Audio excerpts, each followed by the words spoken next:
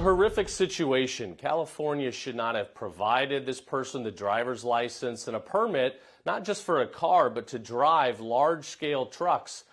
To then drive into Florida, engage in this dangerous behavior and take the lives of 3 others is really a tragedy, but it shows how dangerous the open border policies under Obama and Biden have been that have continued to wreak havoc on communities across the country.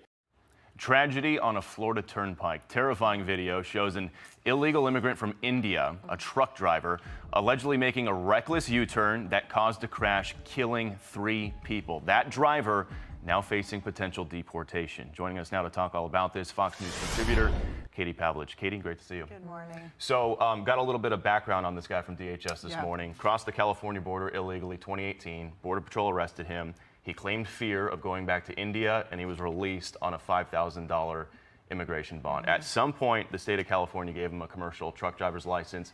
DHS is now blasting that. They gave us a statement which says in part, quote, 3 innocent people were killed in Florida because Gavin Newsom's California DMV issued an illegal alien a commercial driver's license. This state of governance is asinine. How many more innocent people have to die before Gavin Newsom stops playing games with the safety of the American public? Your thoughts? Well, first, just watching that video and the way the driver didn't really react to this horrific thing that had just happened. He kind of just sat there, and then when he got out of the truck, he did the same thing. There was little emotion about what just happened. Absolutely horrific video. This just goes to show that sanctuary state policies affect every state around the country. This guy was given a commercial driver's license as an illegal alien without legal status in California. He then drove this truck to Florida, took the lives of 3 people with this reckless U-turn that we all just saw.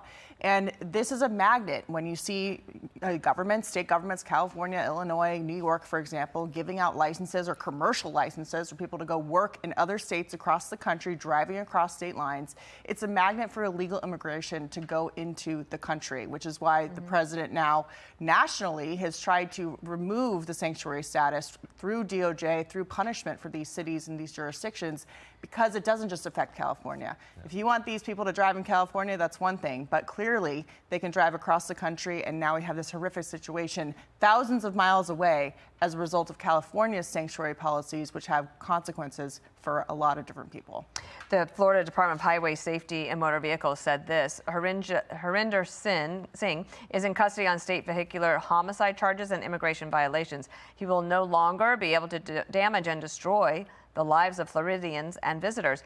At the conclusion of his state charges, he will be deported. And so you wonder, is he going to serve time for this and then be deported? In Florida, yeah. So this actually highlights the relationship between the Florida law enforcement, local law enforcement, and the federal law enforcement, which is not the case in California. California doesn't honor ICE detainers. They don't honor the partnership, even on very horrific cases similar to this. They don't want to work with the federal government out of their principles of not working with ICE. So in Florida, the government has a partnership with the federal government to not only deport people, but also to arrest them and work with them to keep them in custody so that ICE can come in easily and manage that through jails, not going into communities and doing raids like we had to see in California. Exactly. I want to touch keeping them in prison so they're not hurting other people. Yeah, I've been texting with Florida officials who say they plan on holding him for a long time before ICE ever gets their hands on him. Want to touch again on what you said off the top. If we can re-rack that video of the crash, it's really hard to watch, right? I mean, you see that car just go right into the side of the truck, 3 people instantly killed. But look, as you mentioned, not a drop of emotion on his face, nothing. It's just blank. I mean, 3 people are dead and there's nothing there. Yeah, I mean, I can't get inside his head, but I have to assume that he hasn't had many consequences for breaking the law in the United States up to this point. So maybe he doesn't have a lot of emotion when it comes to this horrific situation. But as you just mentioned, Florida law enforcement has charged him with a number of crimes. They will, work with him through their legal system, and then the federal government will take over, and he will be deported. Yeah. One other question for you, a different topic, okay? Eric Swalwell, congressman, he was on CNN on Saturday, and he had thoughts about Michelle Obama's famous line of when they go low, we go high. He wants it replaced. Watch. In the earlier Obama years, there was the, of course, old adage that at this point is old, when they go high, or when they go low, we go high, to use that metaphor. Do you have any concern that this could overreach or could backfire? No. When they go low, we're going to bury them below the Capitol. And right now, as you see, D.C. has been militarized, and we were weak as Democrats. Either we're on our heels, and the most vulnerable are on their heels reacting to Donald Trump, or he's on his heels reacting to us. I guess this is part of their fight, fight, fight mode.